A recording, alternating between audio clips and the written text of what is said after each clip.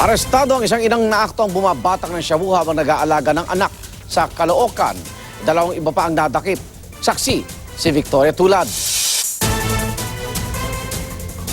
Bumabatak umano habang nag-aalaga ng kanyang mga anak nang maaktuhan ng Northern Police District Drug Enforcement Unit ang babaeng ito sa kanilang bahay sa Barangay 12 Caloocan pasado alas 9 kagabi.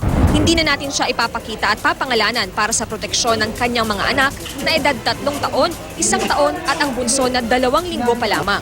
Inaresto rin ang mga kaanak niya pati ang nangungupahan sa suspect na si Gilbert Tandog alias Nick.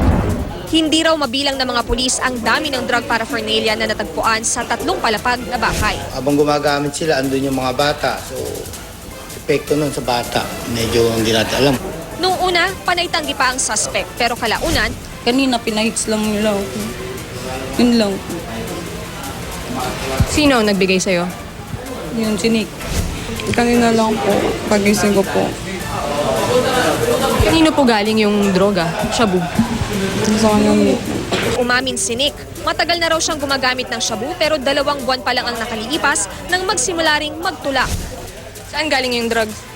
Sa Tondo po, ginawa ko po.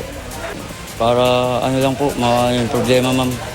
Naharap ang mga naaresto sa reklamong paglabat sa Comprehensive Dangerous Drugs Act. Ang mga bata naman, ayon sa DSWD, ay ibinigay na sa kanilang ama. Ako si Victoria Tulad, ang inyong saksi.